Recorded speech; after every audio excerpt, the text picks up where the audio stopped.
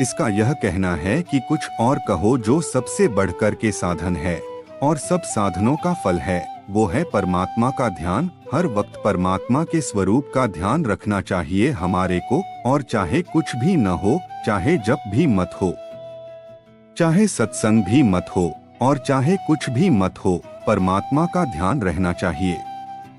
तो परमात्मा का जो ध्यान है उसके माय प्रसन्नता, शांति, आनंद प्रत्यक्ष है, किंतु प्रत्यक्ष जो शांति, प्रसन्नता, आनंद है, उसके लिए हमको ध्यान नहीं करना है।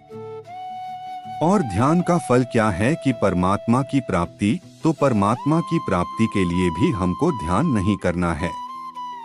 तो बस ध्यान से बढ़कर और कुछ भी नहीं है, इसलिए ध्यान करना। कोई कामना को लेकर के ध्यान नहीं करना है, मुक्ति की भी कामना अपने को नहीं रखनी है। बोले ठीक है, किंतु साथ के बीच के माया नाम का जप रहवे तो उसमें मदद ही मिलेगी ध्यान में। तो बोले उस वक्त कोई हमारे आपत्ति क्या कि जप भी करे, ध्यान भी करे, साथ के माया जप उस ध्यान में सहायक है, इसलिए हमारे जप करने में कोई विरोध नहीं है।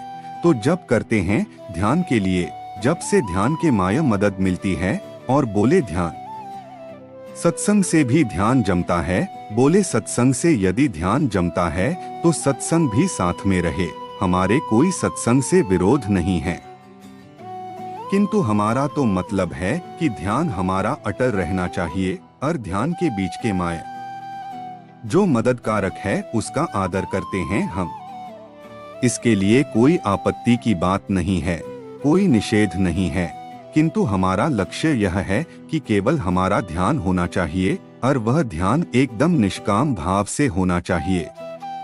और वो ध्यान हमारा अटल होना चाहिए, निरंतर होना चाहिए, निष्काम भाव से होना चाहिए, अटल होना चाहिए। तो केवल ध्यान से भी आत्मा का कल्याण हो जाता है। ध्यानेनात्मनि पश्यन्ति केचिदात्मान मात्मना।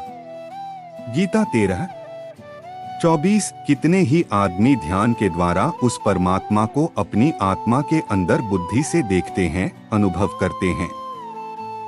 महर्षि पतंजलि कहते हैं, ध्यान है आस्तद वृत्तयः। पातंजलि उपदर्शन 2:11। तो सूक्ष्ममय जो वृत्तियां हैं पहले सेती वो ध्यान करके हैं।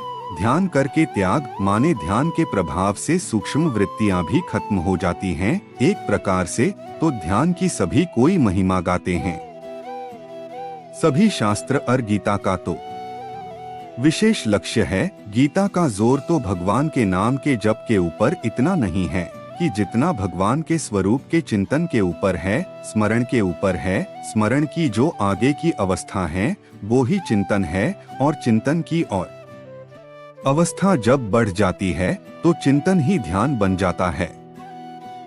भगवान के स्वरूप की जो यादगिरी है उसका नाम स्मरण है, और उसका जो एक प्रकार से मनसेती स्वरूप पकड़े रहता है, उसकी आकृति भूलते नहीं हैं, वह होता है चिंतन। और वह ऐसा हो जाता है कि अपने आप का बाहर का उसका ज्ञान ही नहीं रवे। एक तांता ध्यानन, एक तार समझो कि उस तरह का ध्यान निरंतर बनिया रवे, वह है सो ध्यान का स्वरूप है। तो परमात्मा का जो ध्यान है वह तो बहुत ही उत्तम है। तो परमात्मा की प्राप्ति तो ध्यान से शास्त्रों में बतलाई है, किंतु अपने को परमात्मा का ध्यान इसलिए करना है कि ध्यान से बढ़कर और कुछ भी नहीं है।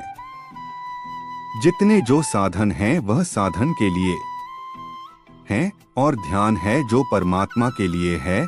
किंतु हम एक प्रकार से ध्यान तो करें और परमात्मा को नहीं बुलावे तो परमात्मा समझो कि अपने आप ही वहां आते हैं। सुतीक्ष्ण जो है भगवान से मिलने के लिए जा रहा है तो उसका ध्यान अपने आप ही हो गया। ऐसा ध्यान लग गया कि फिर भगवान आकर उसका ध्यान तोड़ना चाहे तो भी नहीं टूटता है। तो भगवान कितने खुश हो गए उसके ध्यान को देखकर। उसके ध्यान को देख करके भगवान है सो मुग्ध हो गए। बोलिया यदि ध्यान न हो तो भगवान के केवल नाम का जप ही करना चाहिए। भगवान के नाम के जप से, भगवान के भजन से ही समझो कि परमात्मा की प्राप्ति हो जाती है, क्योंकि भगवान के नाम का जप करने से भगवान में प्रेम दोस्तों होता है वीडियो अच्छा लगा और तो वीडियो को भगवान के लाइक माए करके प्रेम चैनल को होने से सब्सक्राइब कर समझो कि दीजिएगा। अपना भगवान की छोटा भाई प्राप्ति हो समझिए तो जाती है। प्लीज यार एक सब्सक्राइब कर इसलिए देना नाम के अपना जप छोटा। से भी परमात्मा की प्राप्ति हो जाती है। नाम के जप से सारे पापों का नाश हो जाता है। नाम के जप से परमात्मा के स्वरूप का ज्ञान हो जाता है।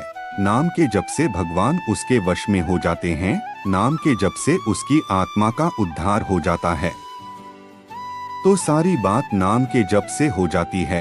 तो इसलिए समझो कि यदि ध्यान न लगे तो भगवान के नाम का निरंतर जप ही करना चाहिए। सुमिरिय नाम रूप बिनु देखे, सुमिरिय नाम रूप बिनु देखे, ओत हृदयम सनेह विशेषें, ओत हृदयम सनेह विशेषें। भगवान के नाम का सुमरन करना चाहिए। ध्यान के बिना भी तो भगवान के वहां विशेष प्रेम हो जाता है। प्रेम होने से भगवान मिल जाते हैं। हरि व्यापक सर्वत्र समाना, हरि व्यापक सर्वत्र समाना। प्रेमते प्रकट होहिन मैं जाना, प्रेमते प्रकट होहिन मैं जाना। हरि सब जगह में समभाव से विराजमान हैं और वे प्रेम से प्रकट होते हैं। शिवजी कहते हैं, इस बात को मैं जानता हूँ।